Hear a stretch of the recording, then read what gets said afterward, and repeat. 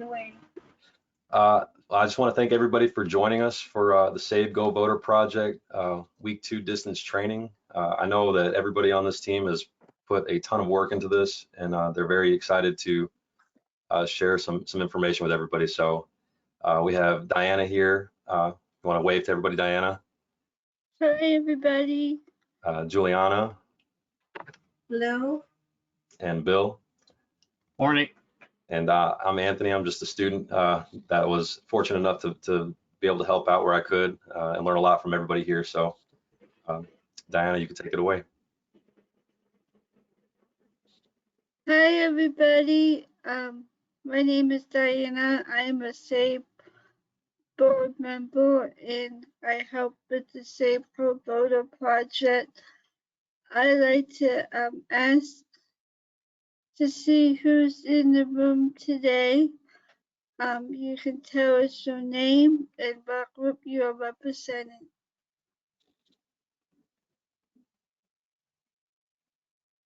I'm Lisa, and I'm here from Missouri. I'm the People First advisor. I'm Chris.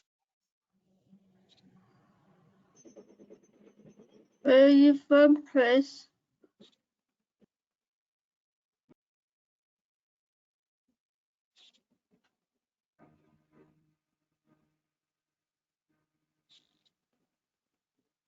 I believe this is Missouri.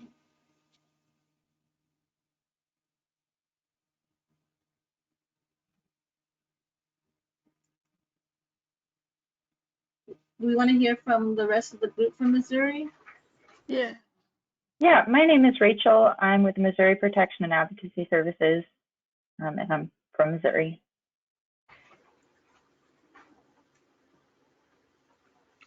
I'm Roger Chrome. I'm with People First in Missouri. Don't know if that went through. Can you hear me? Yes. Yes. Thank you, Roger.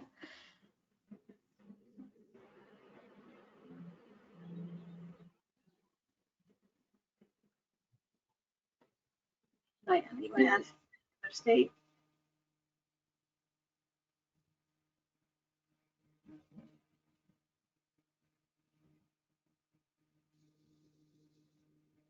Want to hear from California? Hi, everyone. I'm Gabe Taylor. I'm with Disability Rights California, the protection advocacy organization for the state of California. Good morning, everyone. Rihanna Harden, State Council on Developmental Disabilities in California. Thank you. Anybody else from California?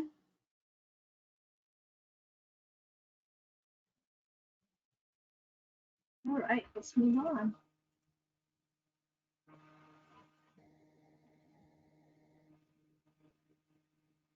Right, Bill, your turn. Okay, so as a reminder, guys, we will be recording today's webinar. So you guys can, if you guys need a break, please let us know as well. If you guys have any questions, please say your name and then ask those questions. You can go to the next slide. We will be having poll questions during this webinar as well. So if you guys can please answer those. If you have any other questions at the end of the webinar, please use our parking lot. We'll have that ready for off-topic items as well. Again, thank you guys so much for joining us today.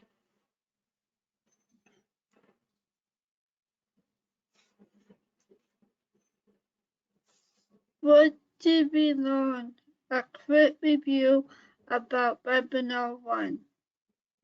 We met each other's state teams. We learned how each state team works together. Where the GoVoter toolkit is on the sabeusa.org website.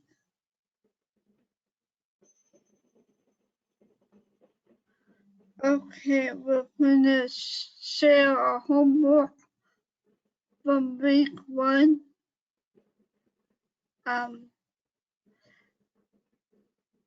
Juliana, do you want me to ask each state Yes, so, first? yes. And go ahead and answer all the questions. Okay. California, how many days before you vote do you have to be registered?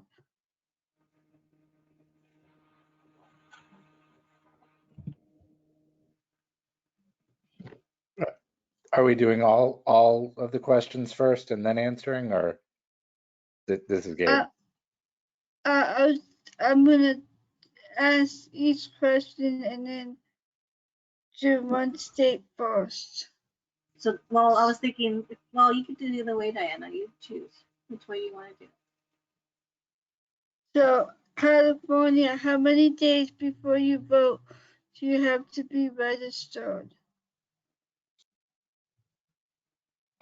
15 days prior to prior to the election day. How can you vote in your state, California? So you can vote by going in person to either a vote center or a polling place. You can do curbside voting, which is pulling up to a vote center or polling place, and there is the option for someone inside to bring out a ballot to your car, and or whatever mode of transportation you arrived at the polling place, and they can bring it out to you, and you fill out the ballot from your car, and then you hand it back into them, and then they deliver it back inside the polling place, and then your ballot gets counted. And then you can do also vote by mail, where you are sent a vote by mail ballot to your home or wherever you reside, and you can complete it at home and then mail it back in or drop it off in person.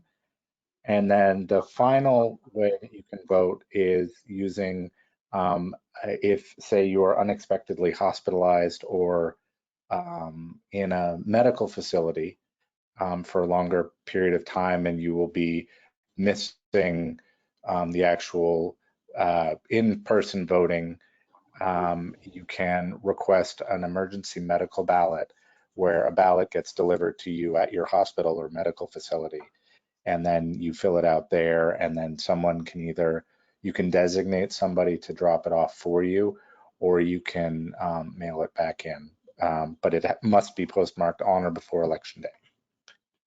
Sorry, that was a long answer. Well, thank you very much. In California, what do you have to show poll workers to vote? Nothing. You just have to give them your name. You are not required to. There's only one situation that has to do if you are a first-time voter voting in your very first election. You may have to show ID, but other than that, you are not required to show any form of identification. Very interesting. Yeah. California, what does your state say about guardianship and voting?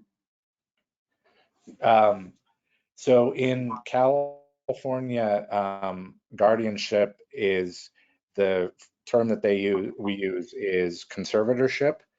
So these are folks who may have been conserved. So they have somebody who is responsible for a lot of their financial, business and a lot of their personal business, but they may still have their voting rights. And so there was some issues with folks who were under conservatorship having their right to vote taken away automatically. But there has to be an evaluation done as to whether or not somebody who is under a conservatorship understands what it means to vote and communicates a desire to vote. And as long as they're able to do that, they're eligible. So there was a process put in place as a result of a state bill several years ago that ensured that even if somebody had their right to vote taken away, they could get it possibly reevaluated and maybe reinstated at a later point. So we assist voters with that process if need be. Thank you. Does California have supported decision making? Yes, I think so.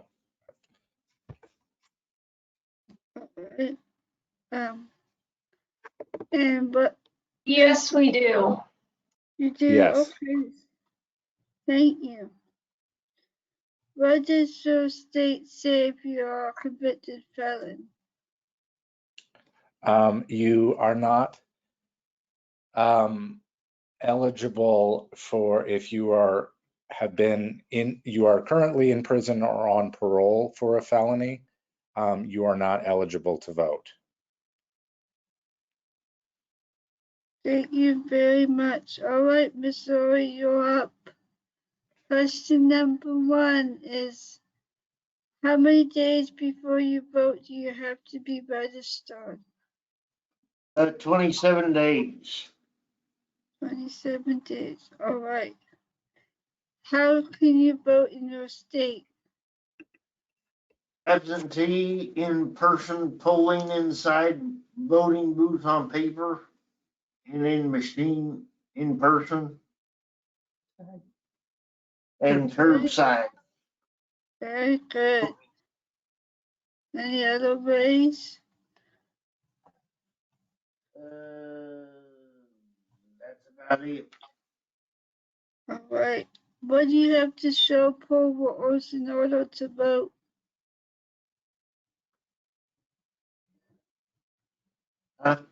Nothing. What does your state say about guardianship and voting? Guardianship is assistance with life decisions. It depends on the guardian or language and the order. If you have questions regarding this, you may go to probate court online or casenet.mo.net mo. Talk to the guardian or talk to the doctor or talk to the probate. All right. Do you Get it right in order to restore your right to vote.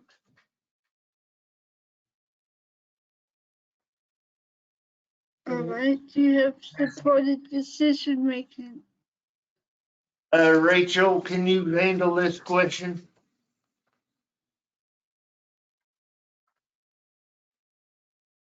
Yes, sorry, I was trying to find the mute button. Can you repeat that question for me, just so I understand what you're asking? Can you go ahead? Does your state have supported decision making? We do have supported decision making in Missouri. We believe that it's not utilized enough, but we do have it. All right. Very interesting. I do have a follow-up question from Missouri about guardianship and voting. If you have a question, can you go to the Board of Elections? Did you say if you have a question? About guardianship and voting, can you contact your Board of Elections? I believe you can. You can also ask the probate court. If you have a good relationship with your guardian, you can ask them.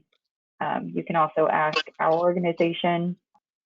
I believe you can also ask People First. There's a lot of different places you can go if you have questions. Great. And one more question for Missouri. What does your state say if you're a convicted felon? If you're in If you're on paper, you cannot vote. And if you're incarcerated, you can't vote. But other than that, if you're off of paper, then you do have the right to vote.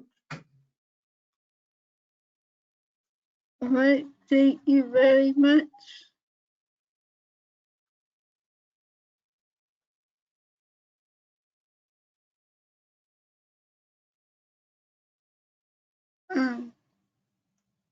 Sharing the homework experience. Did you get a chance to visit the SABEUSA.org website?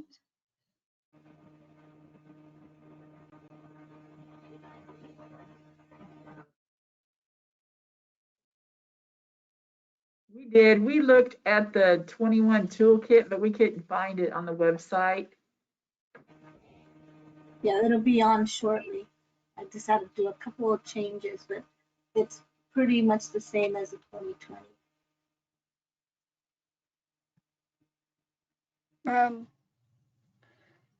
Did any,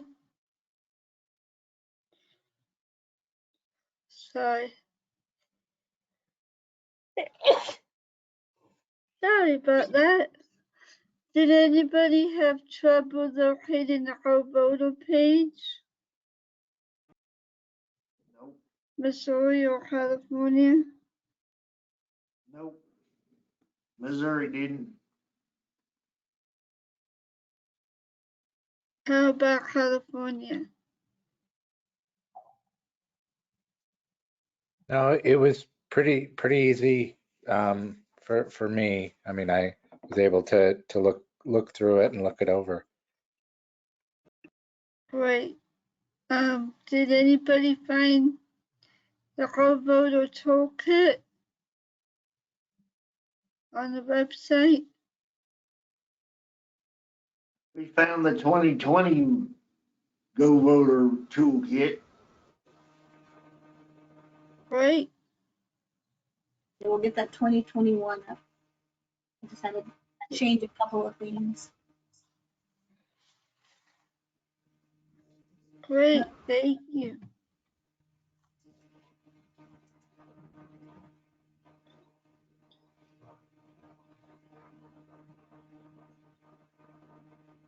So today we're going to go over the toolkit with the PowerPoint side to side so we can show you how you can do the presentation.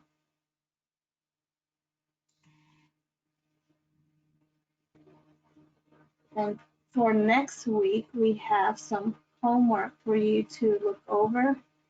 And it's in regards to if your state has a primary or a caucus and during that time. And then when you do the candy activity, we want you to think of some ways that a ballot in your state would not be counted.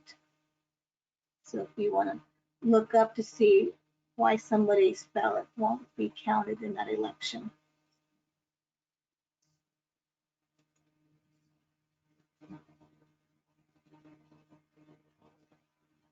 And another thing we'll be looking at is who will benefit from the vote training. So when you're planning your training, think about a location or a group of people that you want to do the vote training. Another thing to think about from now until you turn in your planning is, are you going to do a trainer training, which means that you would do all the topics?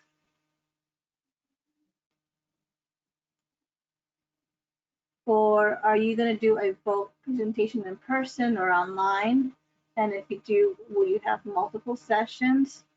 And we asked if you can do at least 3 topics.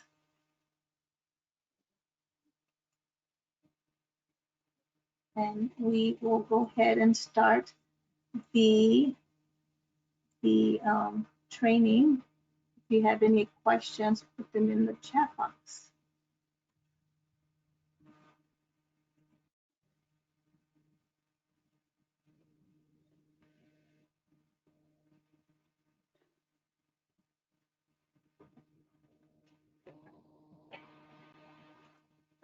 Okay, topic number 5. How do you vote? Diana, we're gonna do this number 1. I'm sorry, what? Actually, number 2, because you talked a little bit about number 1.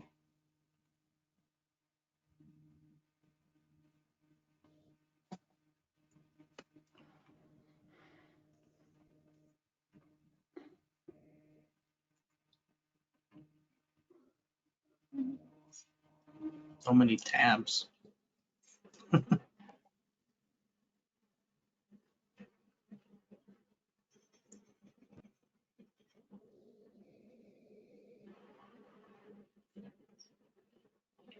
On the left side, I just want to show you real quick, and we talked about this last time, this is the training worksheet that you would fill out.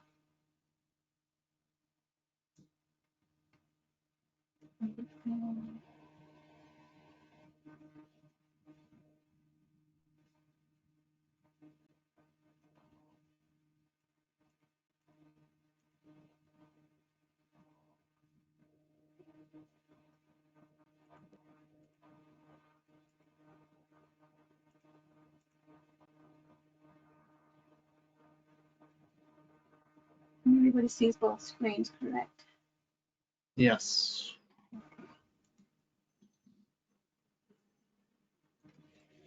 All right, Bill. Let's see. So again, the toolkit has all the things that you would need for topic number 2. Here's a list of all the big paper questions you want to have ready.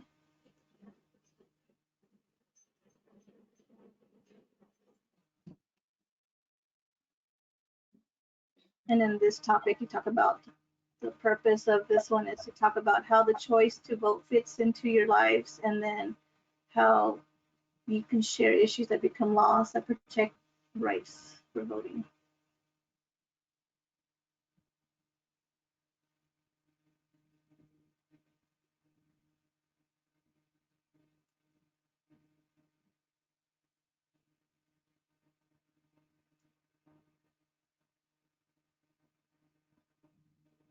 All right, well, Bill, you want to go ahead and start on the left and then read the right? Yes, so here we go. We have topic 2, how voting fits into your life. And then we'll see. Let's talk about how the laws have made a big difference in the lives of people with disabilities. And so again, like right here on the left, you just do like a 10 to 15 minutes about the choices of voting and how it fits into your life. I guess it just varies from individuals on how it's actually helped them out and changed their perspective of how they registered to vote and how they did the voting process. We can go down to the next one. And then we can just talk about the Rehabilitation Act of 1973 as well. And then how it's, Okay. yes, and see if it makes it illegal for federal agencies, public universities, and other public instructions receiving any federal funds to discriminate on the basis of their disability. We can go down to the next one. Then we have some more ADA, what do you call it? Things here to see. ADA does not allow discrimination of the basic disabilities in employment, building accessibility, transportation, and telecommunications. And then we are going to be showing a few videos as well as we have on the left side here, like a 30-second PSA video about voting and some of the importance of voting. We actually just did it right before COVID hit. We were able to get some videos recorded in the beginning of the year. We have those ready finally. So we will be showing those a little bit later, I believe.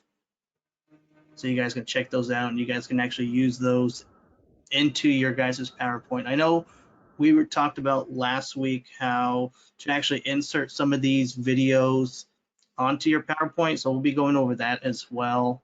Let's see, we can go down some more. Right, the DD Act. Oh, the DD Act of 20, oh, I had to go down on my slide. Okay, so yes, the DD Act of 20, or 2000, I'm so used to saying like 20 something.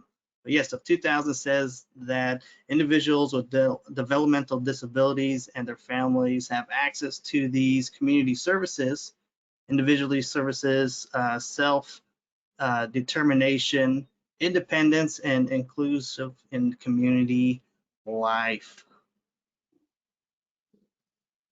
All right, let's see. And then let's talk about how our state laws have made a big difference in our voting life with people with disabilities. So this is where your state will talk a little bit of what's going on. And you can just list anything that's current and talk to the group about what's going on. Yeah, like the big one is the people first language and how they're using it in their materials. Support decision making, that is a new topic that we have added to this as well. I know a lot of the states are trying to get that bill passed for their states. We have the Medicaid laws that increases services, durable equipment, and employment services as well. So you guys can see what kind of laws they have for the Medicaid laws. Moving on to the next one. And then we can do right here, here'll be probably one of the questions that you can be asking. Do you think elections days should be held, or should be holidays that everyone gets off? All right, so Anthony, go ahead and lead this one.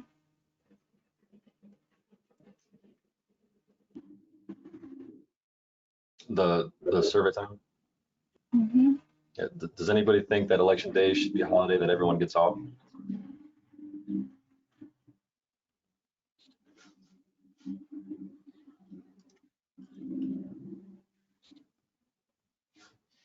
We'll give it a few minutes.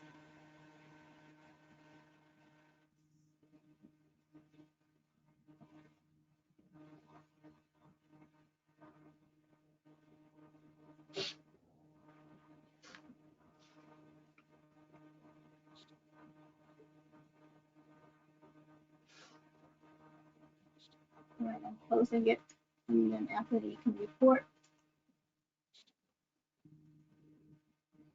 Well, I think that's an overwhelming yes. And I couldn't agree more. Yes, agree.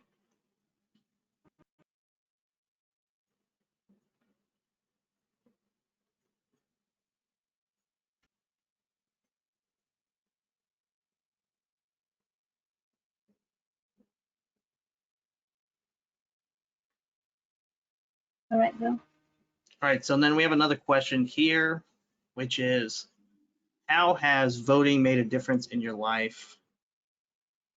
And we were going to answer that ourselves, correct?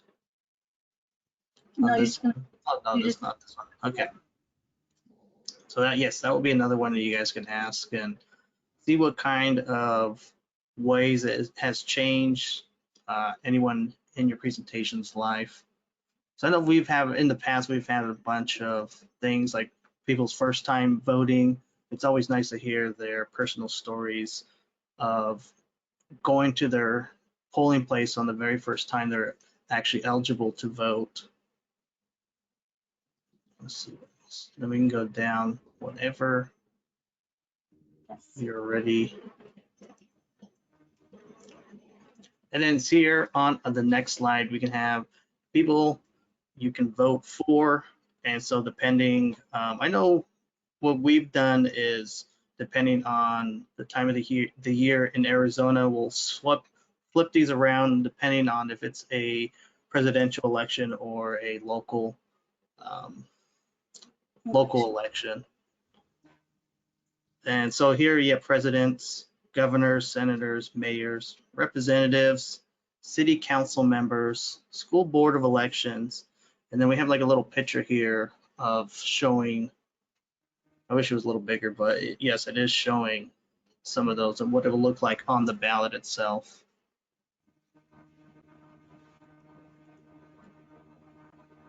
Okay, so things to vote on, you have bonds, taxes, propositions, issues, and measures. Again, we have a little picture of it right there and what they would look like on their ballot.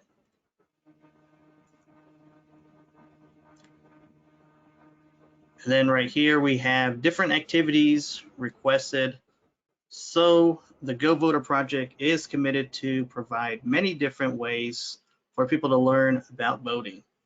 So we'll also be doing like a role play that has proven to be an important way to do this. We have a fun way of talking about voting because people think that they can't vote, which is very sad that it's still a big thing that people think they can't vote or their vote doesn't really matter. We want them to know that they are smart enough to make those decisions for their lives. What if some things more important to being voted on? We could use this example to lead that discussion as well. Let's see. Oh, All right, Anthony.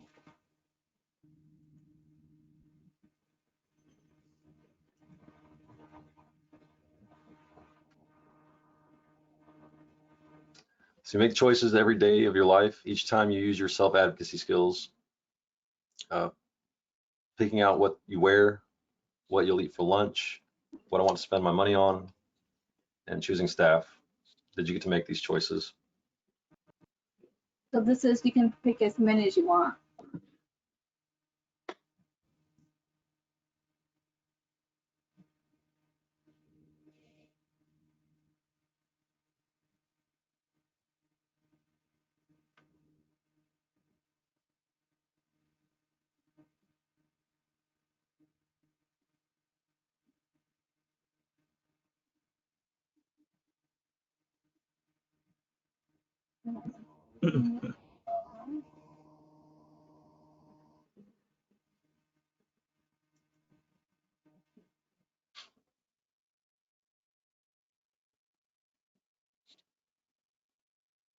It's pretty interesting results. So most of us got to choose what we wear, what we want to eat, and what we spend our money on, and 20% of us got to choose staff. Choose my staff.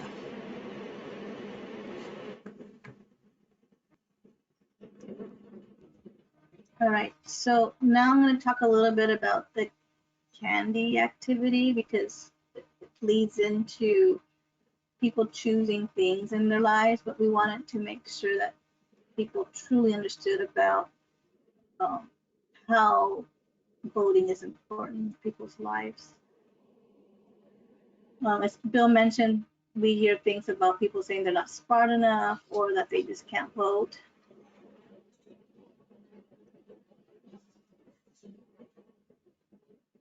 But we think it's very important. So, and this is why we do that candy activity. We just want to make sure that people really understand the importance of voting. So we would do we have a question. Oh,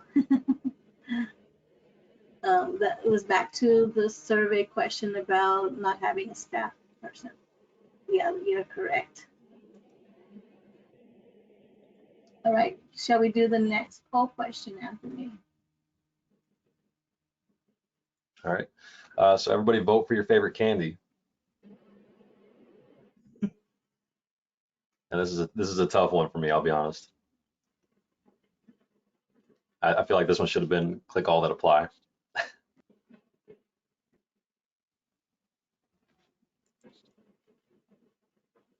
And so in person, it's a little bit different. And I think if you were to do it virtually, this would probably be the way to do it. And then when we talk about the different ways that a ballot can't be counted, looks like we have things going on with the chocolates. Like the chocolates are ahead.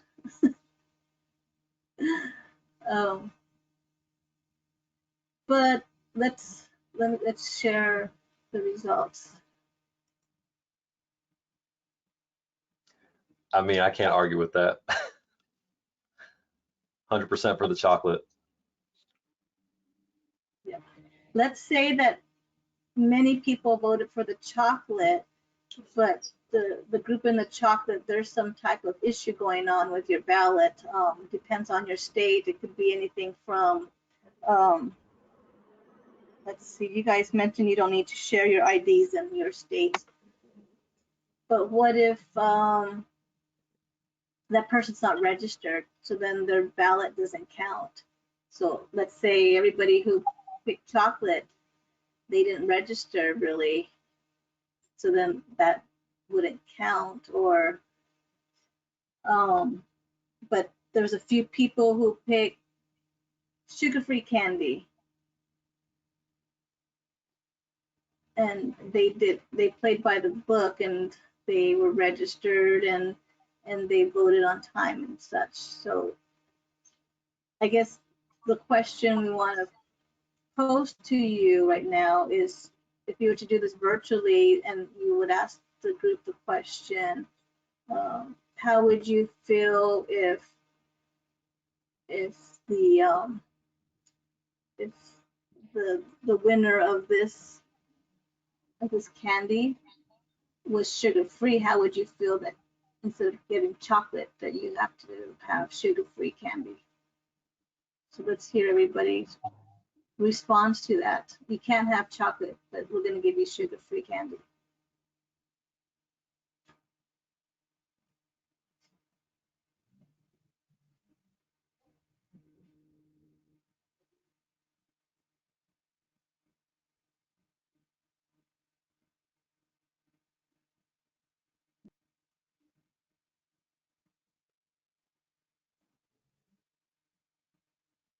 But does anybody want to respond to that? If the choice that like if somebody chose that for me. Then I would prefer Jolly Ranchers.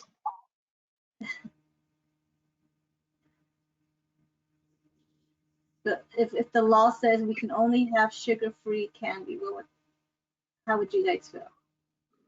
I wouldn't like that at all. What about for the sugar-free chocolate? I'd be down for that.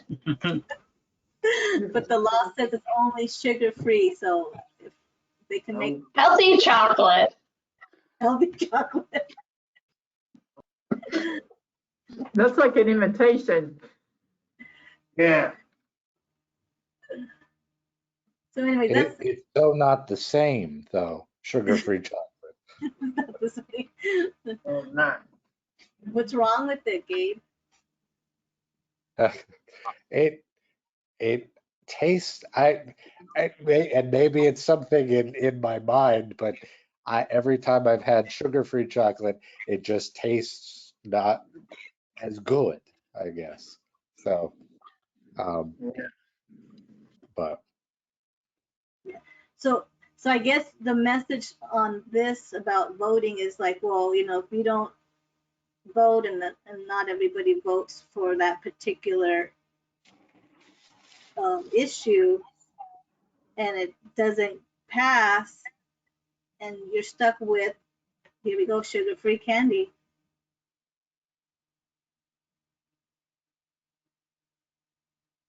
So that's the whole idea of doing this candy activity. And you can modify the activity as you wish. just the message is that's important for people to vote.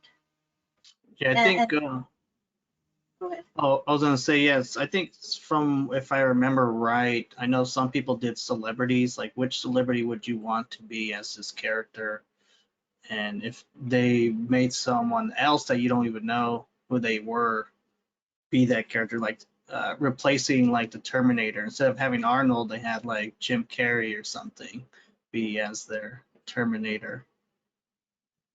But yeah, I think, what else did we see? I think it was favorite movies also. I think someone changed theirs too. Like, if you only had to watch this movie forever or something. I'm trying to remember what other ones we've had in the past, 'cause I know a lot of people are back and forth about the candy one.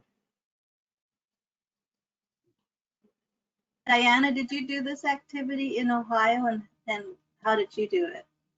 If you did. We did the candy activity, and what we did is we took out a couple pieces of each of the 3 candies and gave it to each person, and then we did the candy activity on about the transportation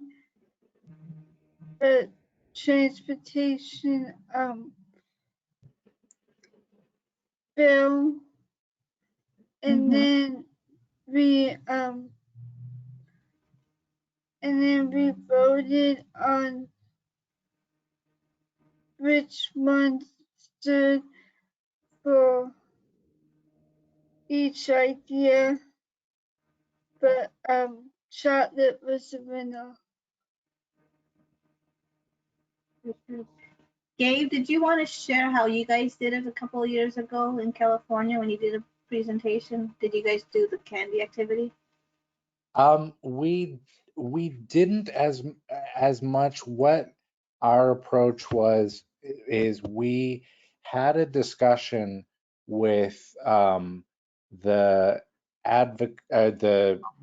self advocates on what tools they thought would be useful, and in having a discussion and helping them sort of understand what voting is a little bit better.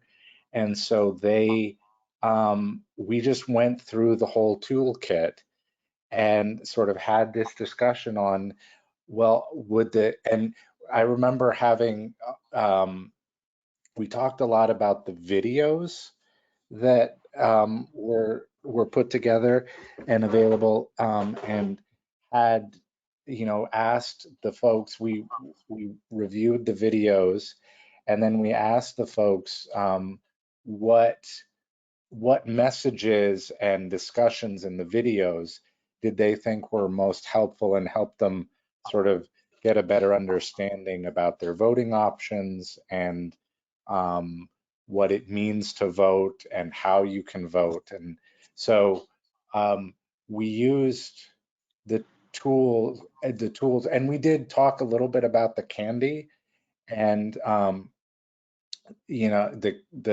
candies, and had that discussion too. But the group members focused more on like wanting to get a better understanding of the videos and some of the other exercises in the toolkit. So All right, thank you. yeah. So the 2 PowerPoint slides on the right just kind of sum up what we just talked about, how it's important about voting.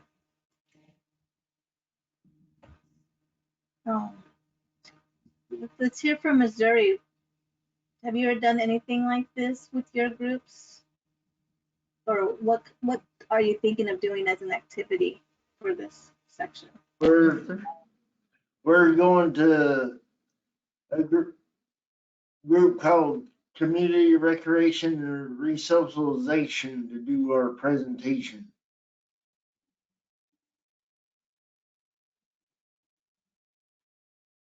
So do you see yourself doing some type of candy activity or some other type of voting?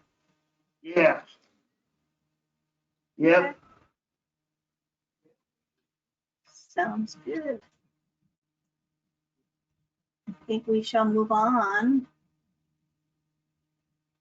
So on the toolkit, it kind of gives some of those activities on how to do it, what to say if you're going to do it in person. So as Teresa mentioned in the past, in the history of the GoVoter project, when it was first introduced and the trainings happened, is that they would take these little mini breaks here and there. You let us know if you guys need any breaks.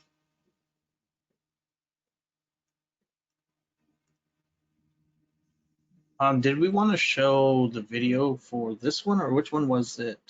Yeah, we can show the video. You ready to share that? Yeah, we can share that.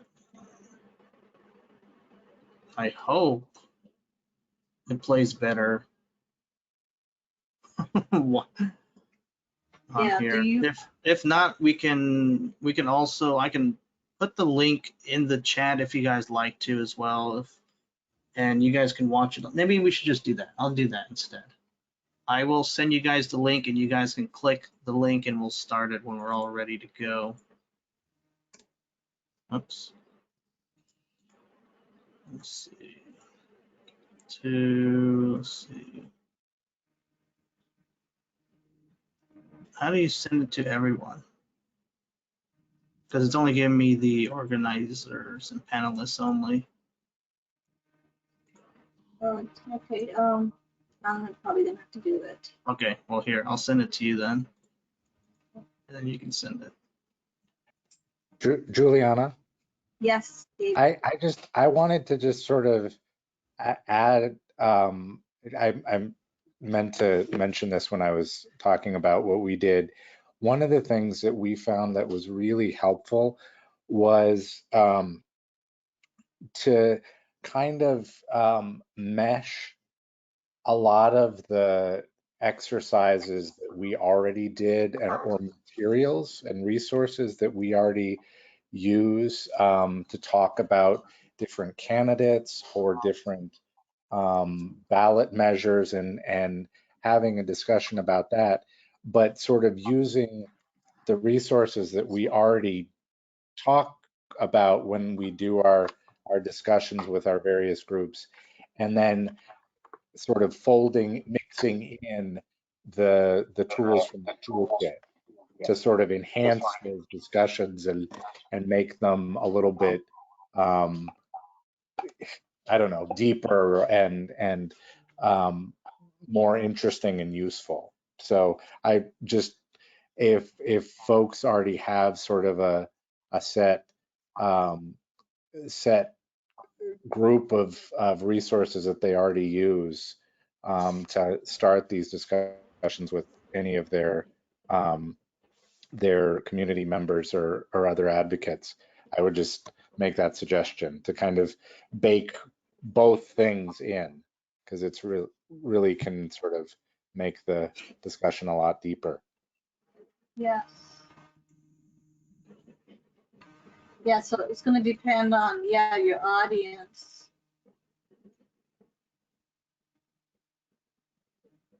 Bill, where's that video at? I put it in the chat. That's why I told I can't open it up. I can't open it up. Oh, you can't open it up?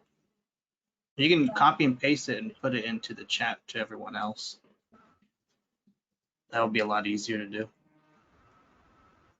won't let me copy and paste it too. You just have to hover over it. It's letting me do it. That's fine. Yeah. Let's see, I'm gonna go ahead and play it. You can get the link on top there as well. You just pause it. I was gonna play it, but it's fine. You can see how it goes on your end. Yeah, because I know it's gonna be choppy, so that's why I just wanted to send the link. Voting is a fundamental right. Through voting, we can make change. Why do people vote? There are many reasons.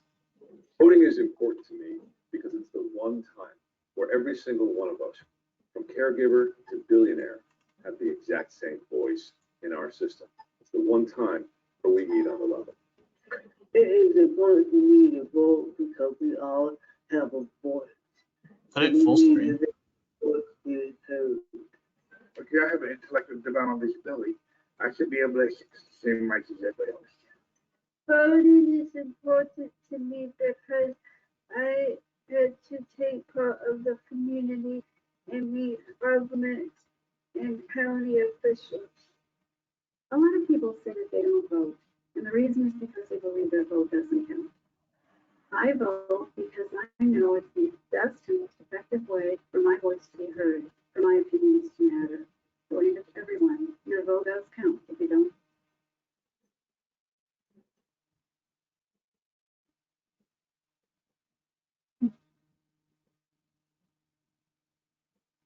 let me let it catch up a little bit. This is the one thing about having videos and having this platform and many platforms. Yeah, that's why I wanted to provide the link to it. Voting is a great equalizer. It allows everyone to.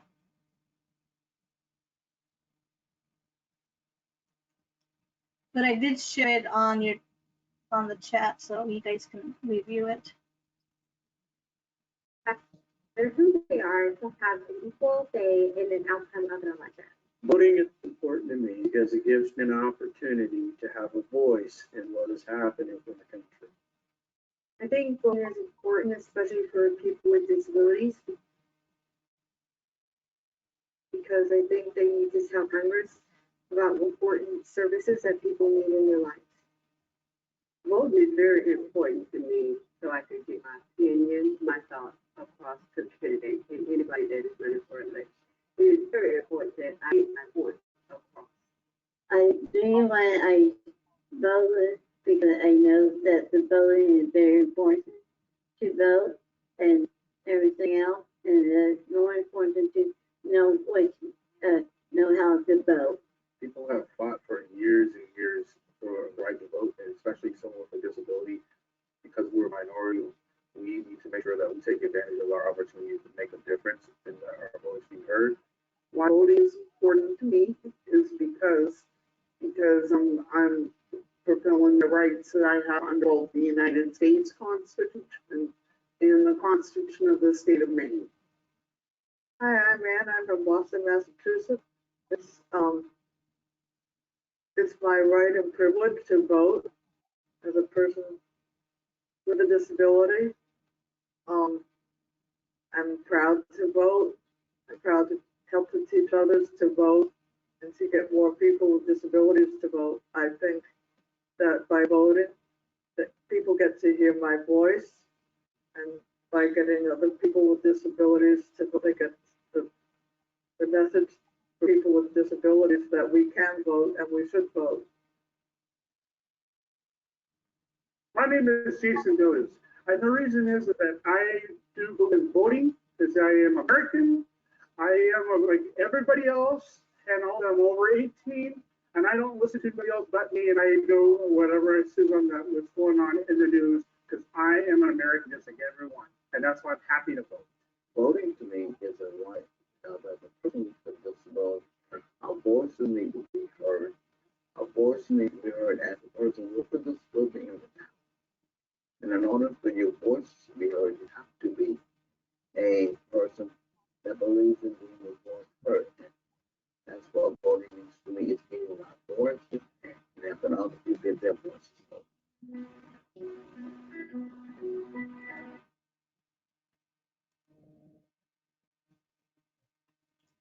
So that is one of the videos that is available for you to use.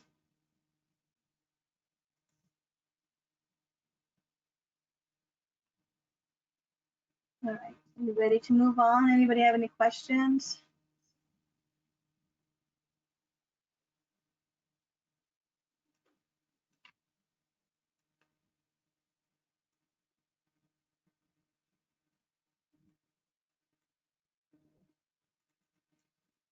All right.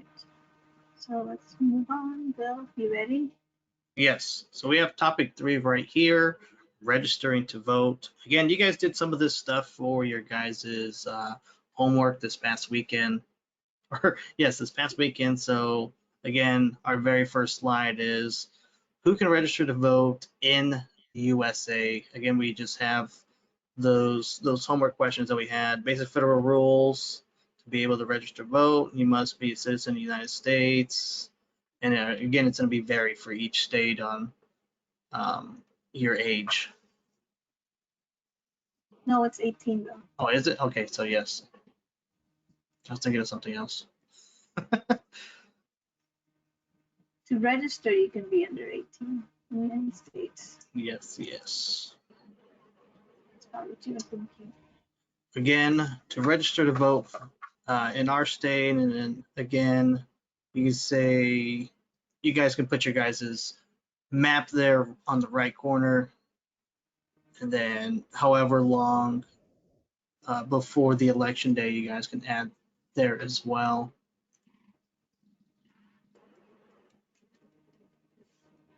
And then at some point, you can ask the participants who's registered to vote, and then find out who's not registered to vote, and that could give you that opportunity to help them register to vote. Yeah, we do. We usually have a registree at our presentations. I'm not sure if everyone also has their at least one person who is a register, who will have that information to give out to those who aren't registered to vote yet as well. I know we do that here in Arizona. We'll usually have a few of us who are deputies, and then they can actually give those individuals those registration forms. Okay, then let's see if we can go. Did you go to the next one? Okay, so to register to vote in our state, and then have your guys' state there. And then if you guys need a ID there to register, you guys can add them as the examples of identification that you guys need there in order to vote. To register to vote.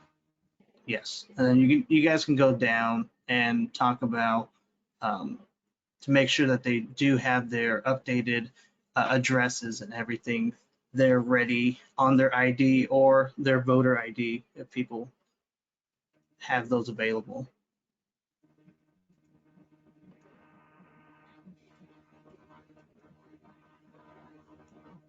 And then we have those questions. Okay. And then, yes, and then you could do you know our states, say about guardianship and voting? Do you have a guardian that goes with you to vote? Or do you know of what our state says about supported decision making? Do you have your team there with you to vote?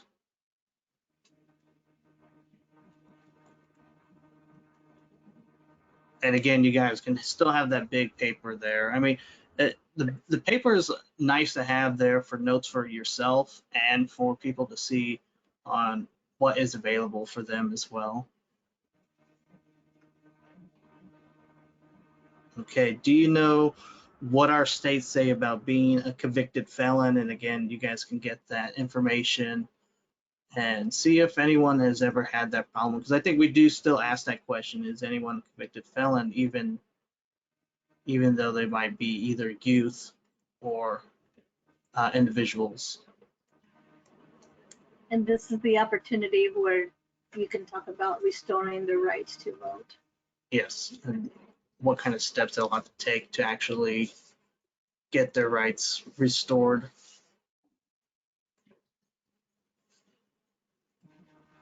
And then the next one is where they can actually register to vote locally. Again, you guys can change it up on what your guys' states provide there. Again, post office, libraries, Department of Health, Medicaid agencies, departments of rehab. Then we have the election boards that you guys could do. And then we have some more here. We have some universities and college, where you get your state ID from, online at the Secretary of State website, and then you guys can go to the GoVoter .org website as well to click on the state and see what your secretary information for voting has there for you guys.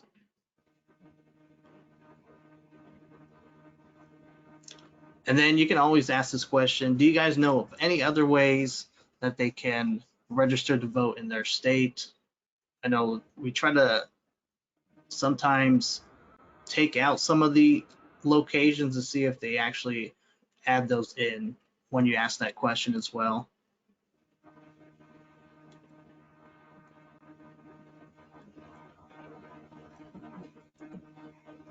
Okay, you can go to the next one. And then you have the registration drives. And then you guys can also host a voter registration drive in your guys' state and see if they've actually done that. Because like I was saying, some of the self-advocates may be voter deputies, and they can be able to have that information for people to actually have a little voting drive and sign up people to be ready to vote. And then need to know of the form date lines here, and you guys can add that there as well for the registration forms. And they need to turn them in. And yes, and then you guys can add any other information about your guys' state registration here if any of those questions aren't asked there. Right, Anthony? So do you feel prepared to vote after receiving some of this information? It's a great question.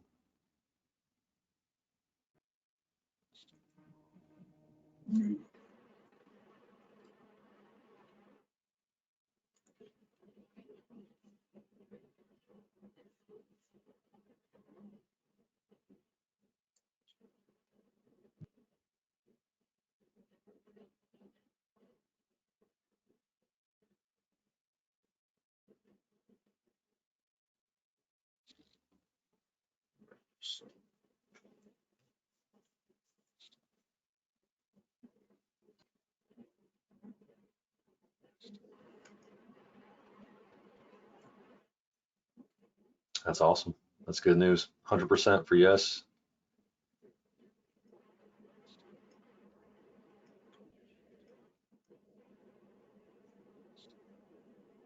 All right, we will now move on to the next topic. Does anybody have any questions or any ideas or what you're thinking of doing when you're doing your presentations?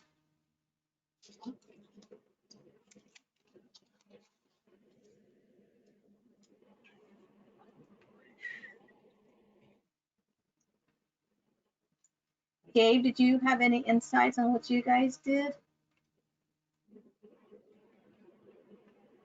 About registering? Yeah, so I just as a little bit of feedback, we one of the things that we did for one of the trainings was that just is sort of another helpful idea for anybody who is, you know, sort of trying to kind of, like I said earlier, think of other creative exercises or activities. One of the things we did was in LA County, they were about to introduce a new voting system in for the upcoming elections.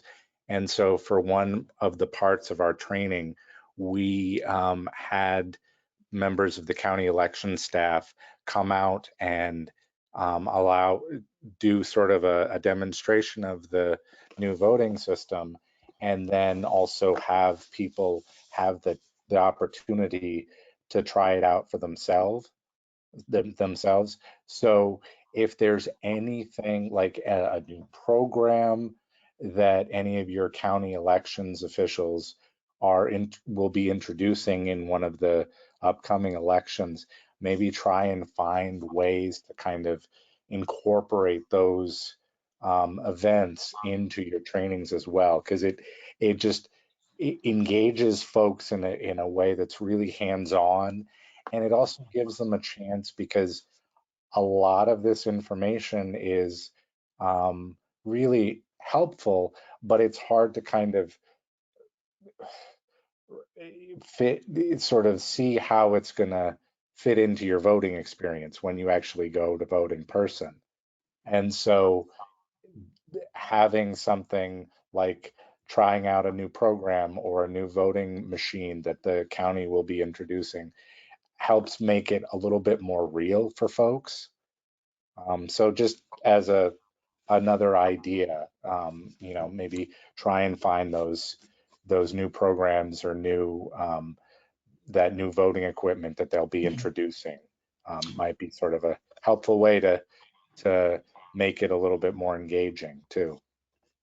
Yeah, I know here in Arizona, we usually with our youth, we do bring or try to invite the county to bring their voting machines there, so the youth can actually see and try out the voting machines for the very first time before they go and vote. So they usually like doing that. And that's always fun to do, especially when we get the new voting stuff. So I know we just updated our stuff last year, or yeah, 2 years ago now, I guess. Yeah. So yeah, they were able to try out the new system, and they just introduced it to us and how the new process is going to be for Arizona. Yeah, well, the other thing that's really great is that with the new equipment, a lot of times it may be the very first time that somebody with a disability who's a part of the group may be voting independently for their very first time. So it's a pretty moving experience for some of them. I mean, there was one woman who was using it that actually got teary because this was the first time she'd been able to use a machine and be able to go through a ballot, make choices all on her own. So it was a really powerful experience for her. So yeah, it's a really sort of a really cool addition if you can coordinate it and make it work. Yes, thank you, Gabe. So we're gonna go ahead and start on topic 4, and topic 4 talks about rights and responsibilities of a voter. If you can, I highly recommend you have some type of handout that talks about voting rights and make sure that people know about their right to vote.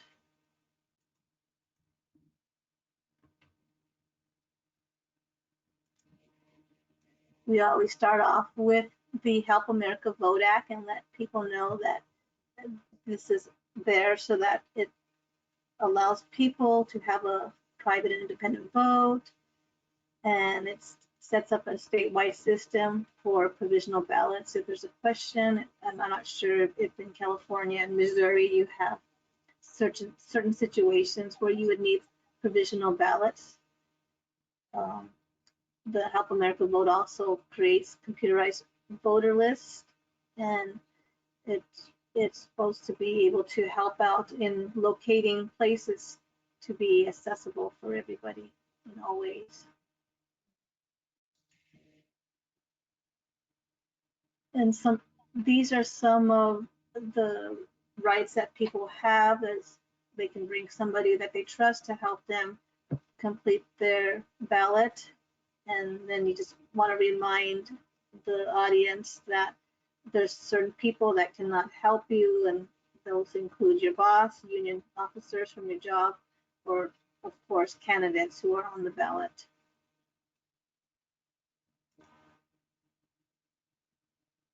And then you can remind the audience that they can have, I think there's a couple of states that they only require one person from a different party, but in many states you would need 2 different people from 2 different parties.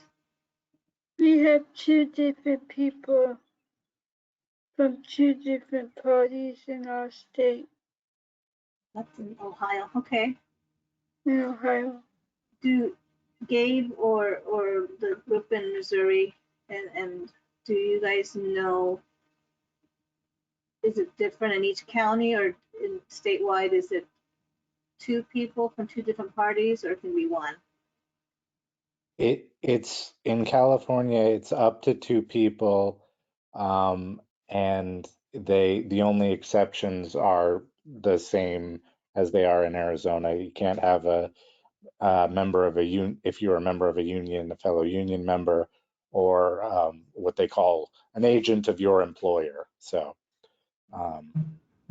so either your employer or somebody who works for your employer. In Missouri, do you guys know about that part? Yeah, so excuse me, in Missouri, you can ask for help through another person. That can be a person of your choosing, as long as that person has not helped another person to vote. So you can ask election officials, but you can also ask a family member, a friend, that sort of thing. Great, thank you. And then these are just reminders. Let the audience know that poll workers are there to help you with the voting process, but they can't tell you who to vote for, or they can't explain any of the issues. That's very important that we understand that, what help really means. This is another good information for people is that that many aren't aware of, and is that if you make a mistake, you can ask for a new ballot. And just remind them that they can do that in up to 2 replacement ballots. I know that's happened to me and it wasn't my fault, it was a poll worker fault. And so I was like very diligent saying, okay, well, that's two mistakes for me. Okay, this one has to count.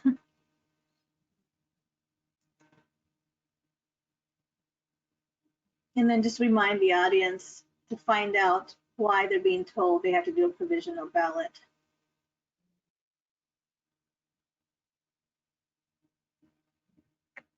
This would be a good time to ask both California and Missouri, can you list some of the reasons why someone would have to do a provisional ballot?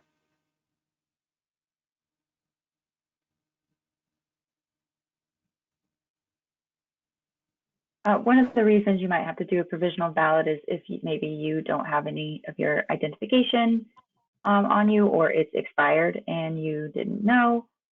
That's a big one. Another reason that you might have to do a provisional ballot is if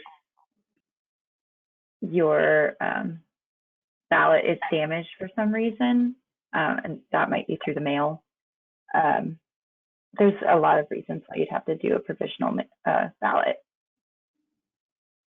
That'll be a good idea to share that with your audience, to let them know, hey, you know, you can still vote, and this is what this provisional ballot means. In California? Yeah, so it has to do mostly if anything has changed with your voter registration status recently, and just being able to make sure that that information is updated.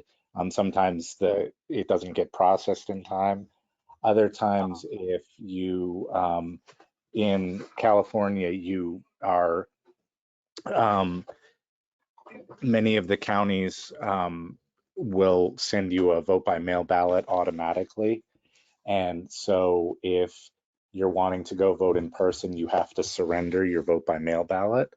But if you have lost that and you come to the in person to the vote center or to the polling place, and you can't surrender it, then you would have to ask for a provisional ballot.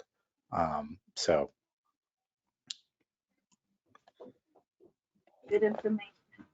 Thank you. Yeah.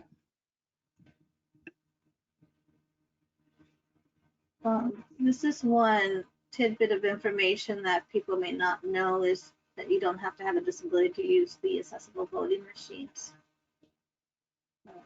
This HAVA just says to make sure that there's an accessible voting machine in that polling location. Does in your states, do you have some type of law or policy that says you have to have at least one, or how many of these accessible voting machines do you have at each polling location?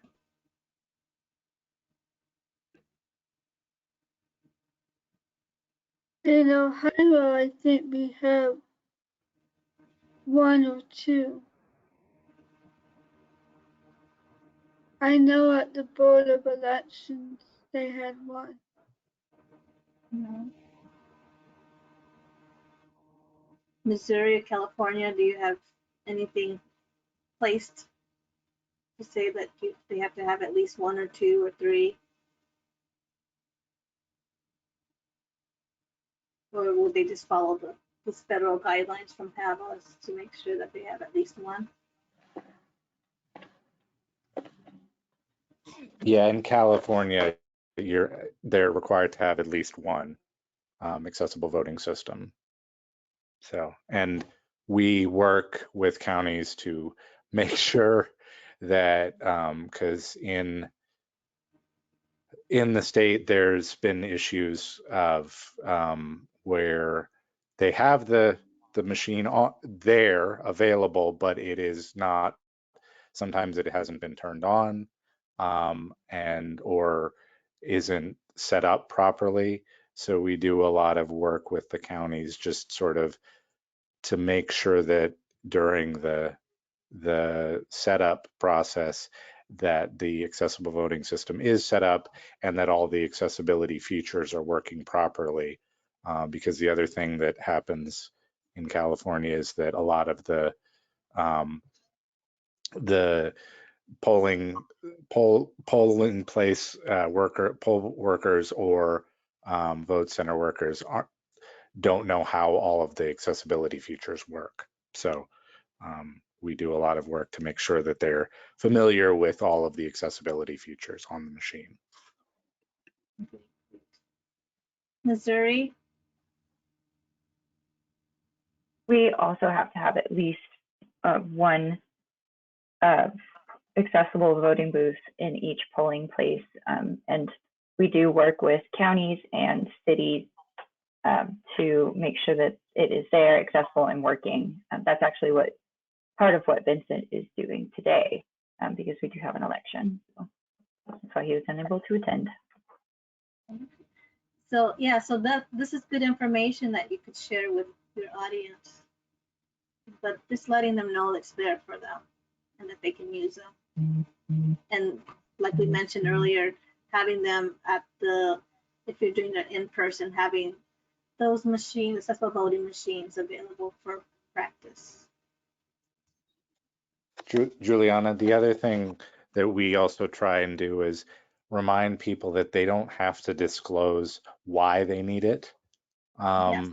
Ever to ever feel like they need to disclose that, but if they're interested, that they can always request to use it.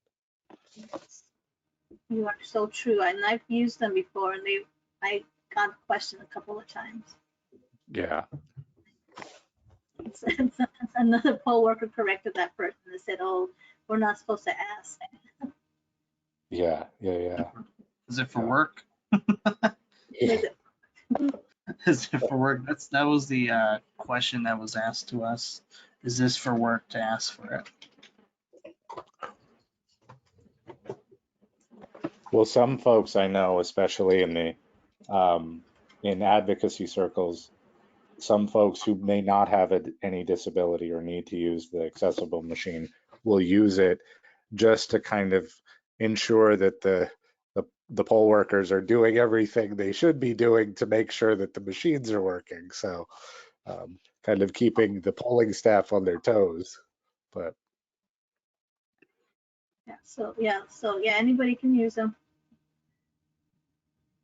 We'll move on to now make sure of some more voting responsibilities. Make sure that you're registered to vote, know the issues and candidates, and then ask for questions if you need any help.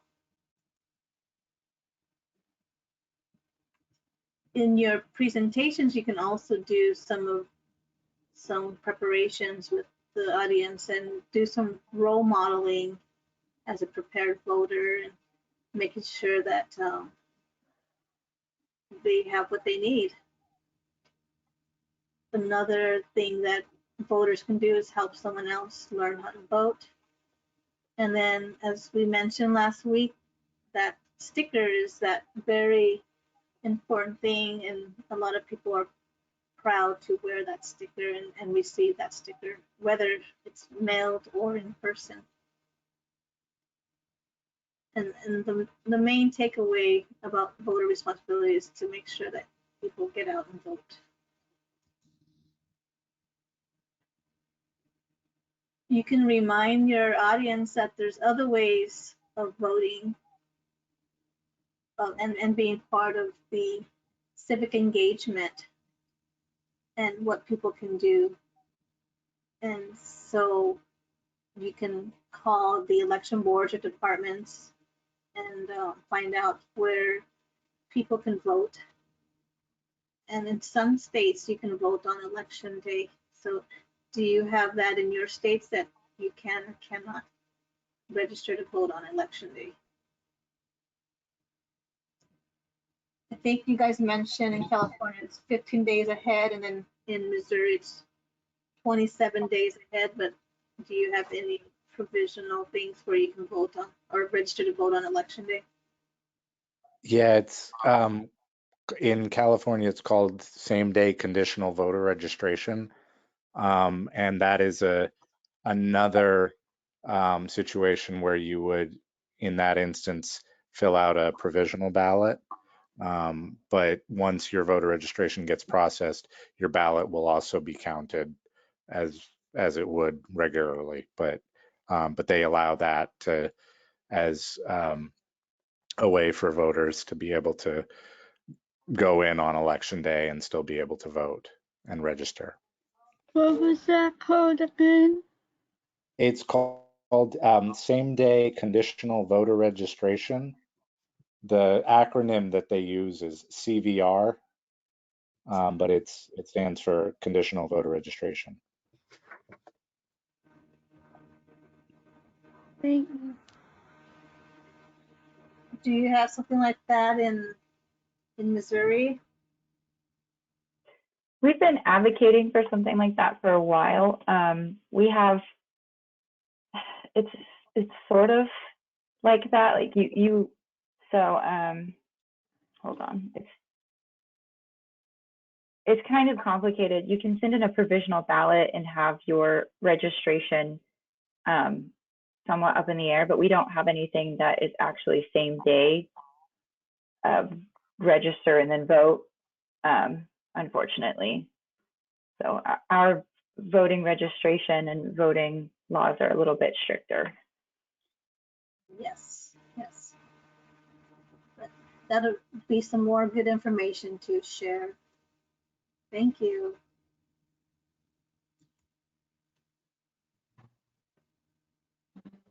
Another voting responsibility for your audience is to let them know if they need any accessible formats, to ask for that in advance.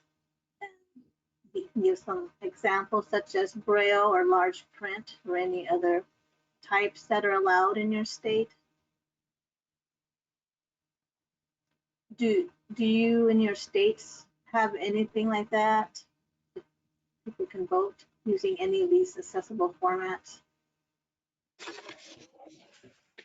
In California, they do, or we do.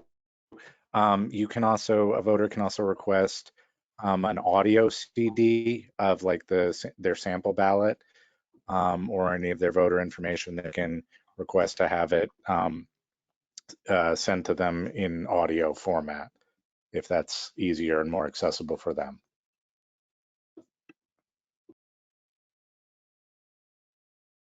In Missouri, what types of accessible formats can be used? We also have the same available. We've got large print, Braille. I think we also have some form of audio that you can use. And then of course the help of election officials and your person of your choosing. Yes. All good information, everybody.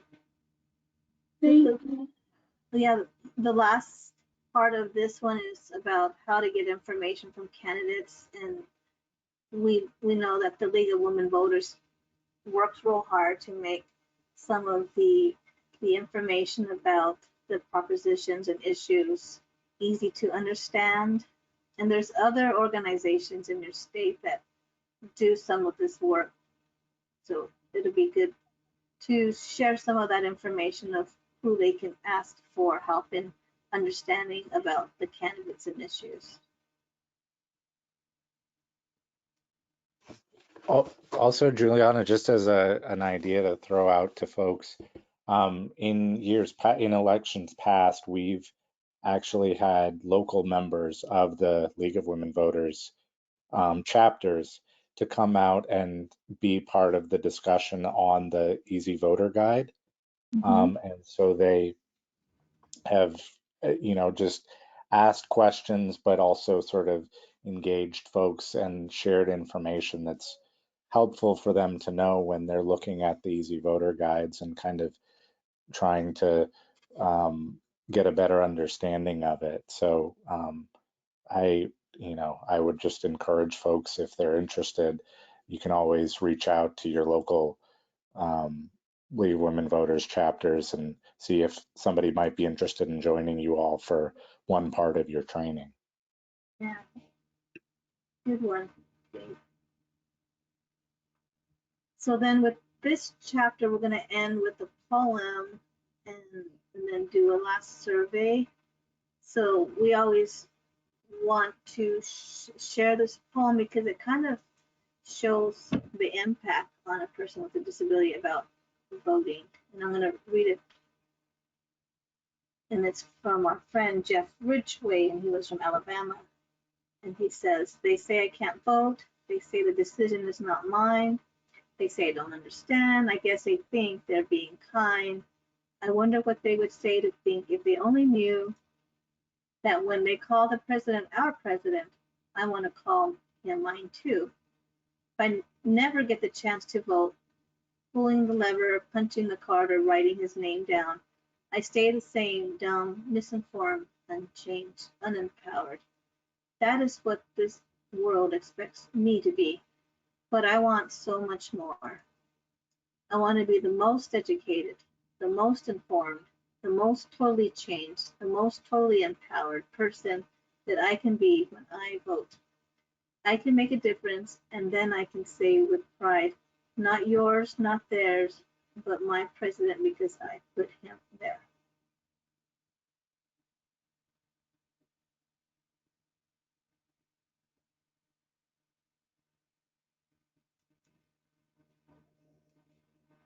So that's a poem that you can share. You can have somebody from your team create a poem and share that.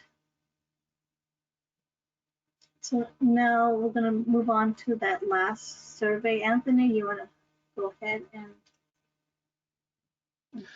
Have you ever passed out candidate information?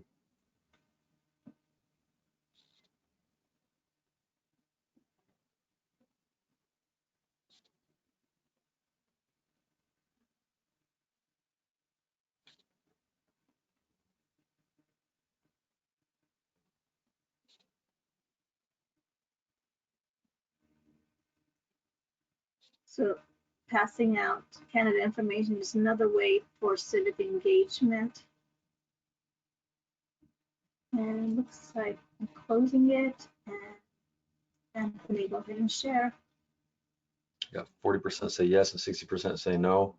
I think a great segue into that would be, or a rather, to create an open dialogue is for the people who say no, ask if they're interested in doing that and provide information on how they can get involved to do that.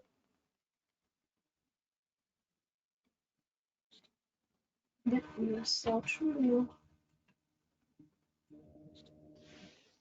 All right, Diane, are we ready to move on to number 5? Yeah. I need to see the screen though. Yeah, hold on one second.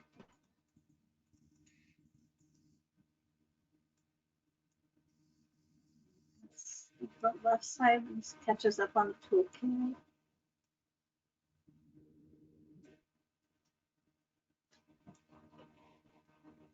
So this is what I'm working on, is flipping over topic 5 and 6 to make sure that it aligns with the toolkit and with PowerPoint.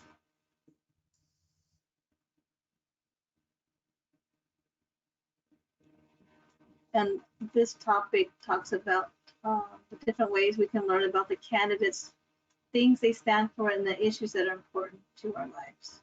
Don't forget to change the screen. I can't Oh, see the shoot, screen. I'm sorry, my bad. All right. Number 5. How do you vote?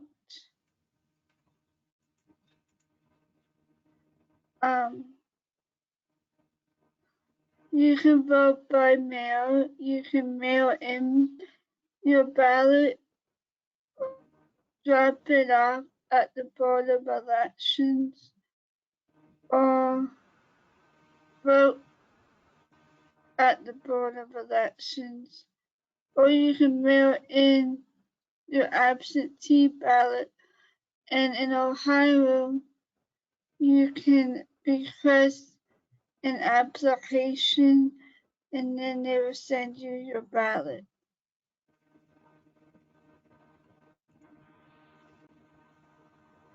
Early voting is at the polling place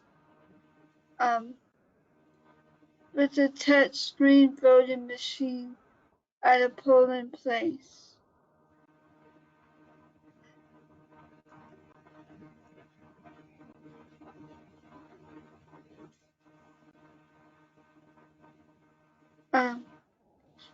Or you can do a paper ballot at a polling place. It just depends on which type of machines are available or at your polling place.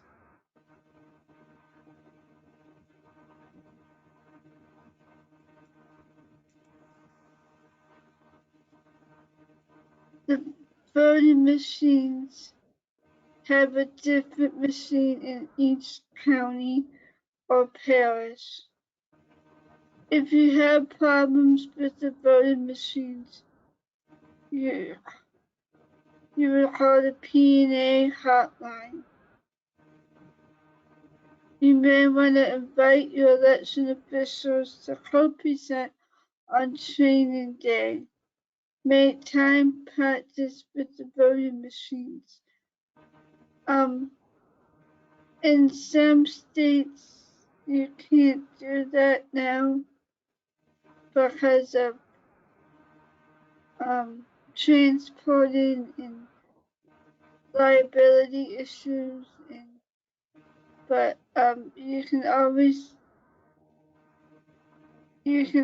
go to, in Hamilton County where I live in Cincinnati, you can always test out the polling machine at the Board of Elections.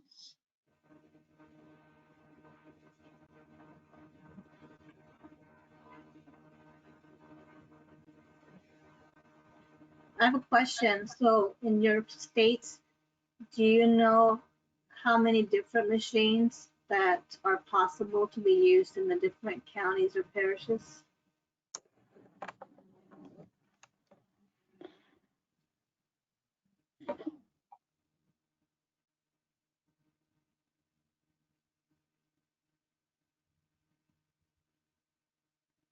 In my state,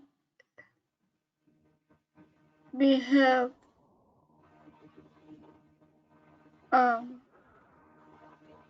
2 now. No, that's 2 different types.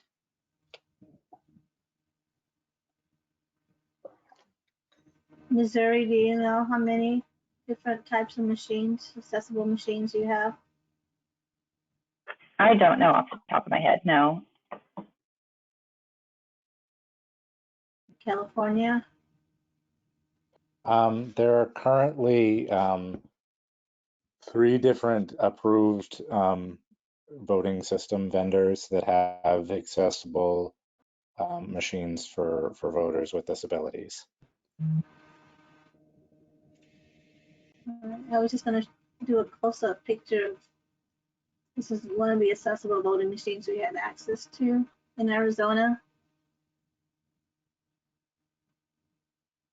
So it looks pretty nice. This is one of them that is pretty easy to use.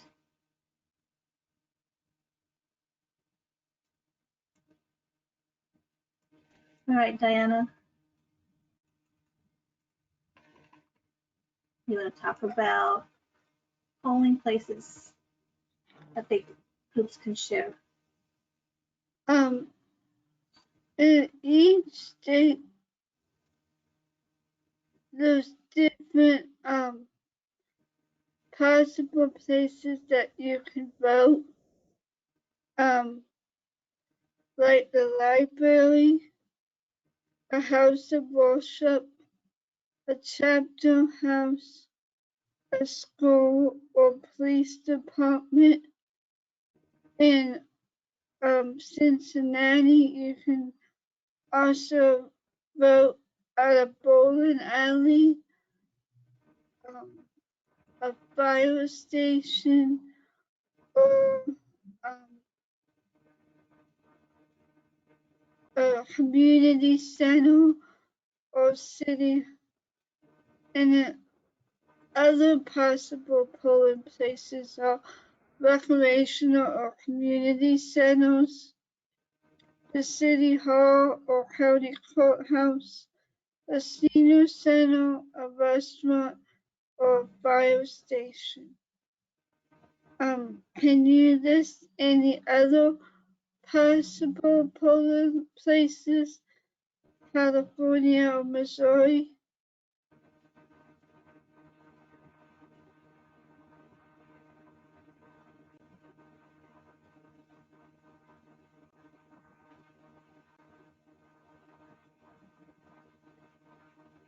Is there anything else that has not been identified as a possible polling place? In California, they've also used independent living centers as locations for polling places. Anything from Missouri?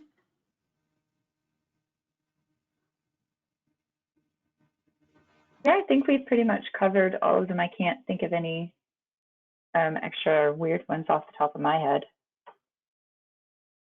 I'm going to tell a quick story.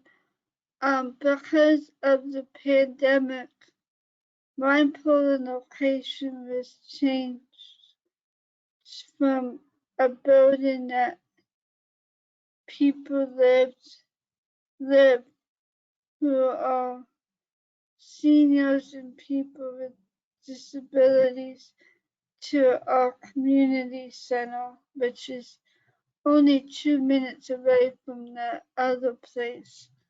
So I've been telling my friends to check the polling places because it may change more now than normal because of the pandemic. Such a good point, Diana. And that brings up that other thing about, and I think we'll talk about it later on, about making sure that when you're planning to vote, to make sure that you know where you're going, because sometimes they change locations.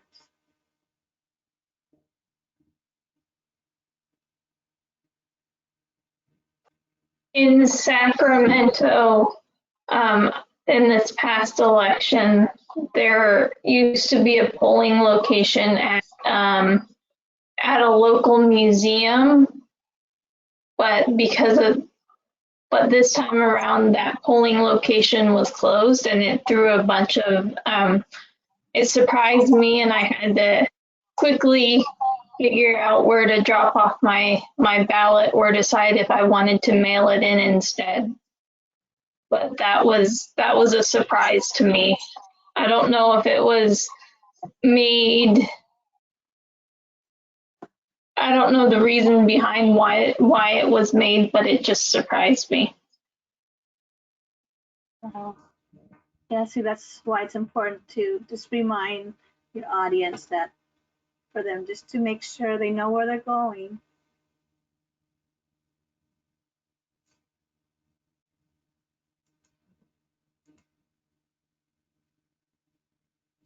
Just what I said right now, right? Go ahead, Diana. Planning your vote day. You can call ahead of time to have accessible materials ready for you or your family member or friend. You can look up the address of your polling place on the computer, or you can call your Board of Elections and have a transportation plan if you decide to go to the polls on election day. Some transportation providers, like the Cincinnati City Bus, had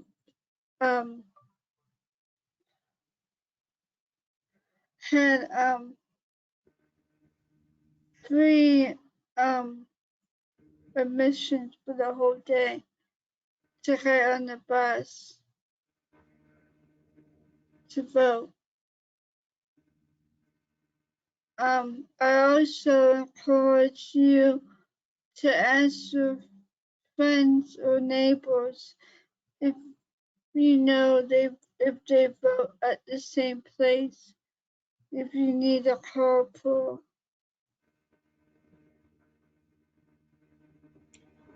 So good ideas, Diana. So when you do your presentation, just make sure people are prepared to vote. We are now have your ID. Yep. If you need it, right? If you need it, yeah. All right, Anthony, go ahead and ask the next poll question. Have you ever been a poll worker?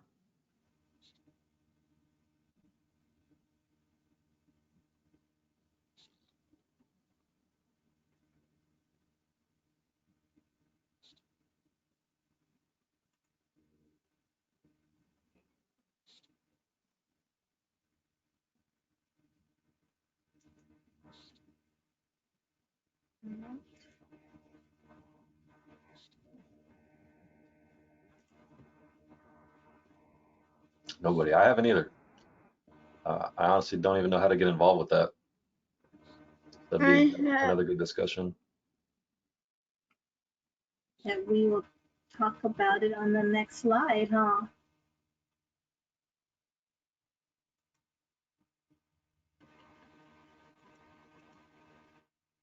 All right, so each of us from the training team is going to talk about some point in the voting process and share how you could possibly do that, or have your audience make them aware that they can participate in some form of civic engagement and give them ideas on how they can do that beyond just voting. So let's hear from Diana. Actually, no, let's hear from Anthony, because he's going to start talking about registration. So when I was at the University of Mississippi, we, with the social work program, we helped set up a voter registration booth, and we handed out flyers and encouraged people to go upstairs to where the booth was to register if they haven't, or to inquire if they have, what they need to do. from that step forward. Very good. Diana, you want to share about being a poll worker? Yes, one of my friends inspired me to become a poll worker, and because of my interest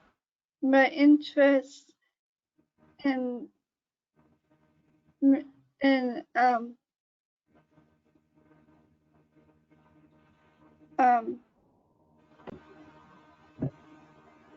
well, in civic engagement, I have a very good relationship with the director of the Hamilton County Board of Elections, and she got me registered, and I did the training, which was very confusing and not a lot of disability awareness in the training. But I was able to be a poll worker at my location, and the person there was very happy to have me and a new face to the crowd, and very accommodating and helpful, and I really did a great job. I have a couple tips. If you're a poll worker, bring snacks, something to drink. You're able to take breaks, and when they ask you to take a lunch, it's a good time to stretch your legs and eat. If you have trouble sitting for a long period of time, bring a pillow or a cushion for your chair. The best part of being a poll worker is I learned the importance of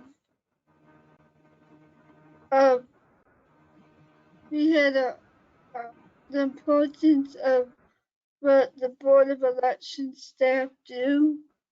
They had to come several times and fix things, and so that election day there was a bad accident on the bridge, and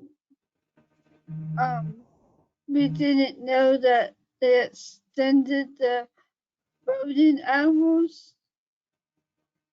There was a communication gap on there, and we also ran out of ballots, so people had to use the accessible machine and learn how to do so. But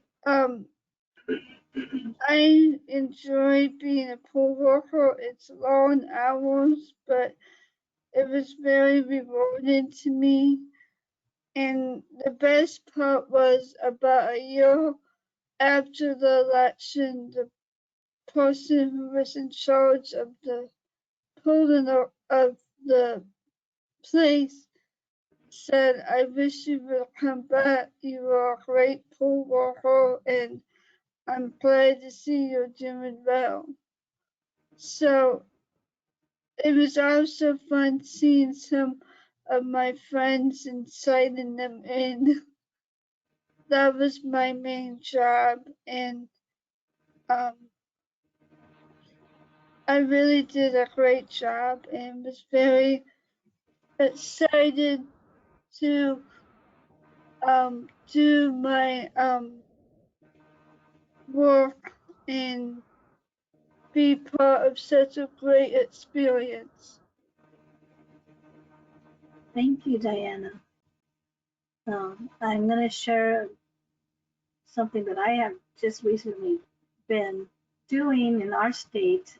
I was just invited a couple of weeks ago to help out with the Secretary of State in Arizona, and in regards to the poll worker training manual, making sure that in the training manual that they have all the different ways that poll workers can support a person with a disability during the whole voting process. So it's very rewarding to be able to help our state to make sure that the poll workers get that education, and looking forward to sharing that with everybody as it progresses, and to see if it is helpful later on in future elections.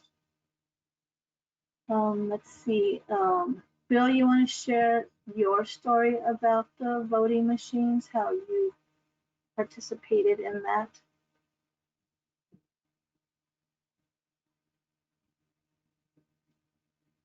Let's see. Yeah. So it's varied each year pretty much on my experience with the voting machines.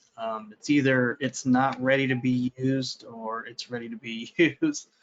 I've known we've had to actually answer some of the questions on actually how to turn on some of the voting machines, because we personally know some of the machines, so we're actually able to help out some of the workers with helping them set that up as well. But my all around experience with the voting machine, I do enjoy the voting machine. I always enjoyed technology stuff anyways. But excuse me. Yeah, I mean, it's always nice to use it because you always have that bigger font for you guys to use, and then every single year there's usually some new update for them. I know now it's very easy to actually set up these newer ones, and so I'm looking forward to the next time I can vote again. The funny thing is, this year or last year, for our voting, I actually did a paper ballot this time because I wanted to see. I actually wanted to do a race with Juliana and see who would finish their submitting their ballot in, and it sees that her using the voting machine, she actually beat me. Then actually going down with the pencil and actually filling in the circles. Yeah, I do enjoy the voting machines. I will say that. So this would be a great time for your team members in Missouri and California to share some stories on how some of your team members have participated in civic engagement. Does anybody from Missouri or California want to share anything like that right now? And then after we do that, we'll take a 10-minute break.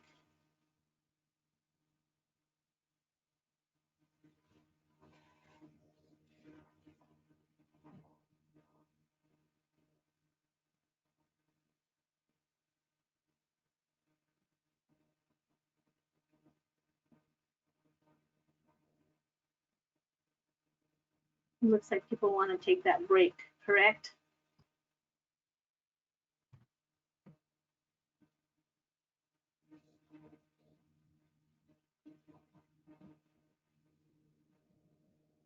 All right, let's take a break and be back by, let's do 12, let's do 15 minutes after the hour.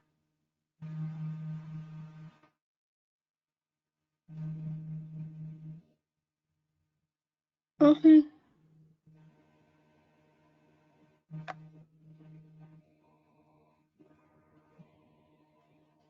So if you can put your microphones on mute for a little bit.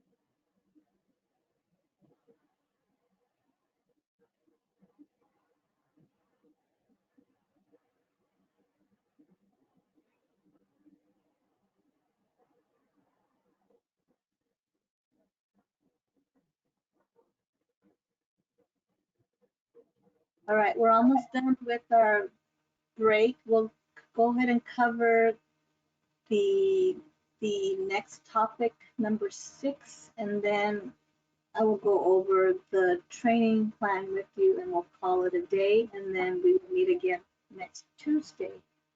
Is everybody back? I'm here.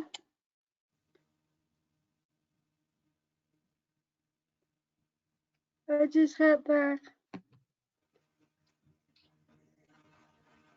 All right.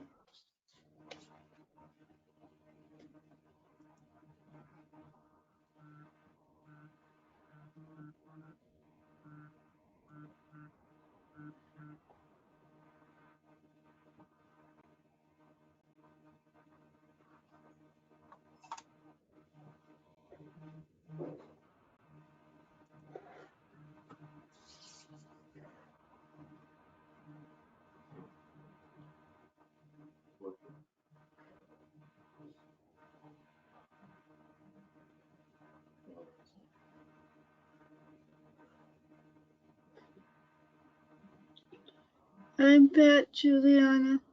Are you ready? I'm ready. Yep. Okay, go ahead. Everybody back on? Is everybody back on, Juliana? Let me know if you're back.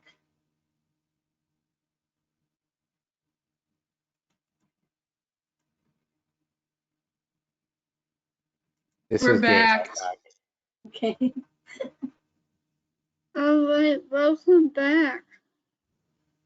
Now we're gonna do topic 6, which is ways to learn about candidates and issues.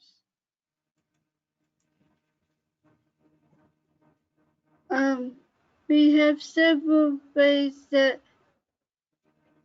we learn about candidates and issues, and one is to have a legislative day, which in Ohio we do in March for Disability Awareness Day. You can always call for an appointment with the legislator or the assistant. the assistant is very knowledgeable and very open to hearing from people in their community. You can look up candidates' voting records in online or at the library. You can also read your local newspaper as well. They have featured speakers, featured articles on people that are running, and they have topics of interest or concerns that they are interested in. Very good, Diana. And then just to reiterate, this talking about making appointments with your legislators would be, I guess, but to let your audience know that sometimes legislators run for more years in their office. So if they're there for a while, they'll have some information of how they voted in the past, and that would be very helpful if you are wanting to learn more about that.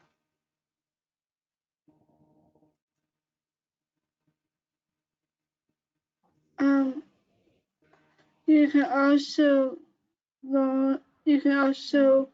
read your sample ballot either online or the Board of Elections might have one, or at your local library.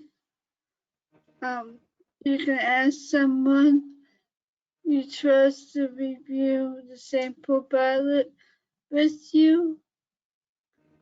You can talk with family and friends about the pros and cons of each issue and how it will affect you.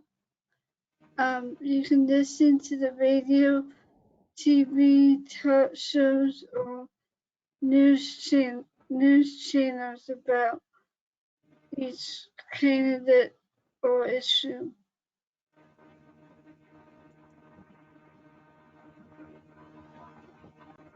Another way to do it is to tell stories and share your voting experiences with others. This is a really good idea for young people who are voting for the first time,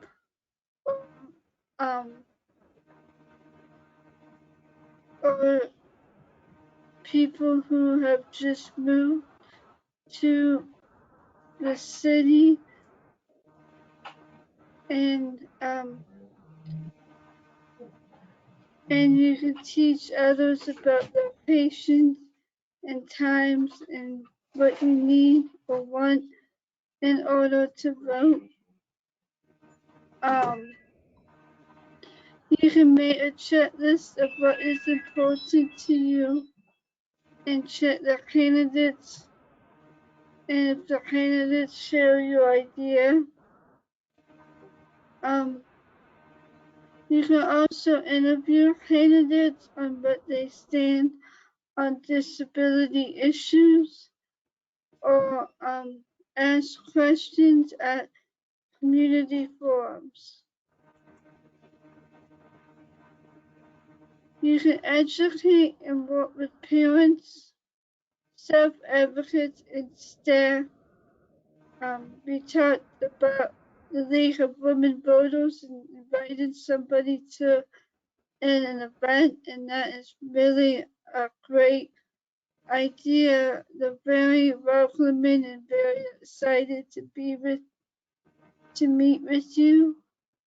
You can also invite an elected official or the assistant to speak with your group.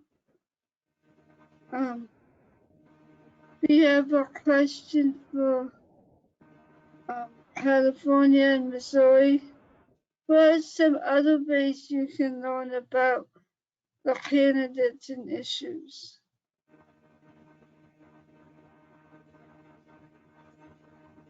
There's tons of resources online that I would also consult whenever trying to learn about the candidates and where they stand on the issues, like ballotopedia.com.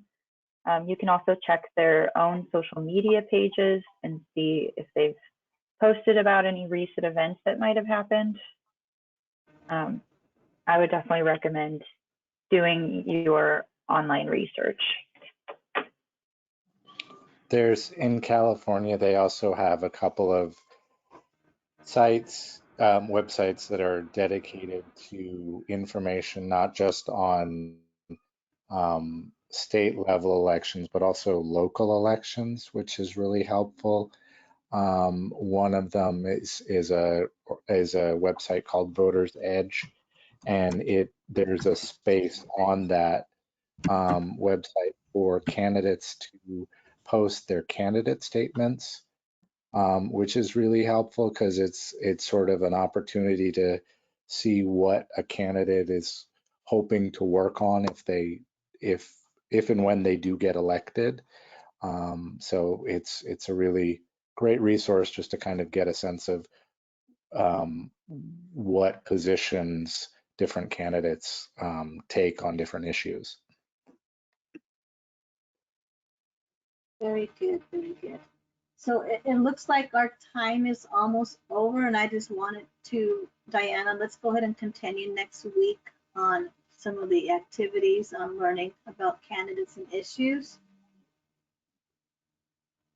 That would be good. Yes, and I really wanted to share the training plan. So I'll be sending this today so that you can review and start planning your presentations. Put a little bit of information about it. If you're going to do it in person, then to answer the questions as stated. And if you're going to do virtual webinars, there's certain questions that you just need to answer. The first part is to list all your team members and making sure that you have their names and email addresses and cell phones, and making sure that you're connected with them. And slide on down.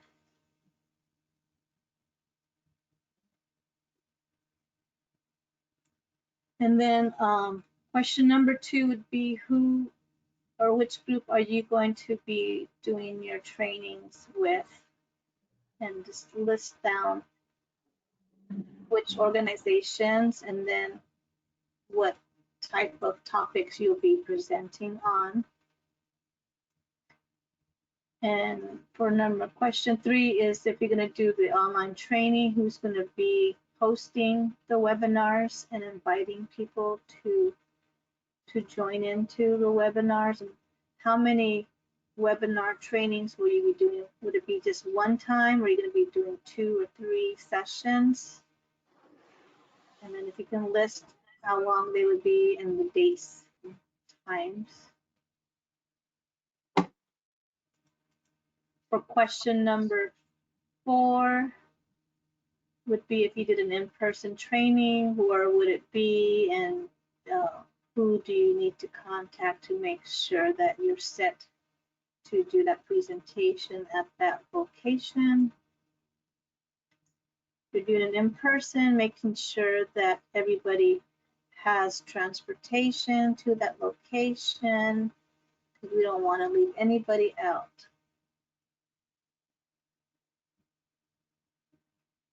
Question 6 is for both in-person and virtual trainings. How are you going to advertise? If you're going to, is it going to be internal or is it going to be out to the public?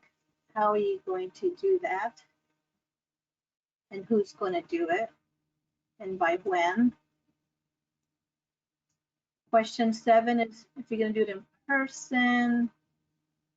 And this one talks about your team members, if who's going to bring what, you know, the big papers, so some snacks, healthy snacks. If you're going to do the candy activity, what are you going to bring for that activity? If you're going to do the character cards that we'll talk more about next week, that we were just going to start talking about. If you need to have information from your attendees, if you want to help register people, make sure you have the forms. If you need technology, make sure you have everything. If you want to show some of the videos, as we notice that it's easier to have them on a flash drive or ready to go, and all you need to do is click and it will play. You need to invite the counties to bring the accessible voting machine equipment. That way people can practice on it. You need to make sure you have someone assigned to that, and making sure you call them ahead of time, because sometimes they may be having an election, and you want to make sure that when you do the presentation that you can have access to the accessible voting machine. If you're going to give the audience some bling or swag, something to take home with. If you need volunteers, who's going to be managing the volunteers? And if there's any other resources or people that you want to invite. Question 8 is for both in-person and virtual, so making sure you have copies of the certificates. The certificates are on the GoVoter website, and you can print them out. And the recommendation is that if you're going to present on all the topics, that you have the certificate to give out to the full presentation on all the topics. And then for question 9, do it both in person and virtual. Have an evaluation to make sure that the information that people learn is vital. If your agency needs to report on people's experience or what they learned, make sure you have all those questions in the evaluation. We do have a couple of sample evaluations on the GoVoter website that you can use. And then for this year, we are asking you to complete the training plan by April 30th. And if you have any questions, you can reach me or Teresa.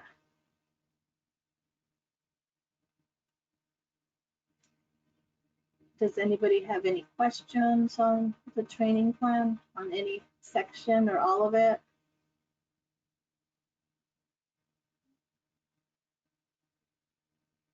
California, do you have any questions on this plan? No, it's pretty straightforward. I don't know if Rihanna has any specific questions. No, it looks pretty easy to understand and straightforward. Thanks. Missouri? I don't have any questions about this We don't plan.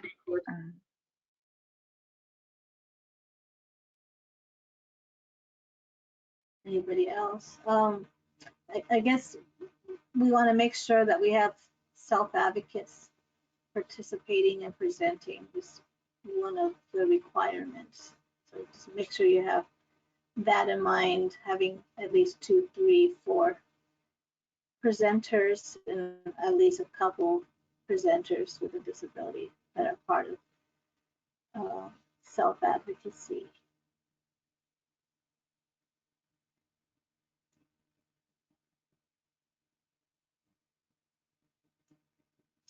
I'd like to thank everybody for joining us today, and I hope that these trainings will be very successful in your state.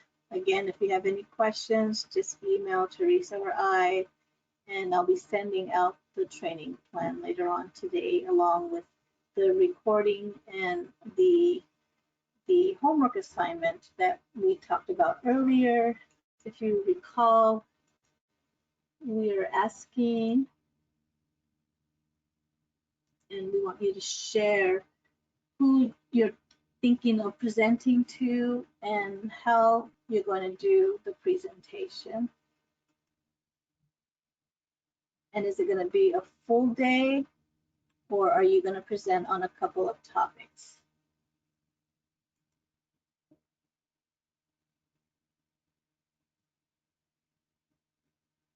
Bill, you want to ask this question and then we can end it?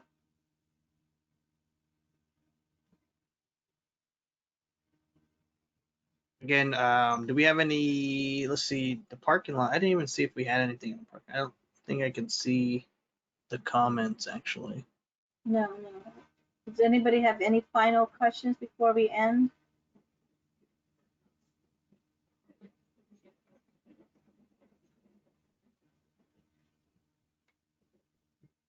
I just want to say thank you, and it was a great day.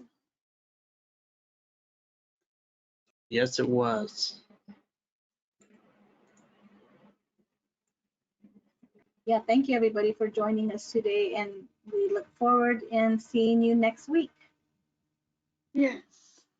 Yeah, thank you. Thank you. Thank you. Thank Thank you. Thank you. you. Thank you guys.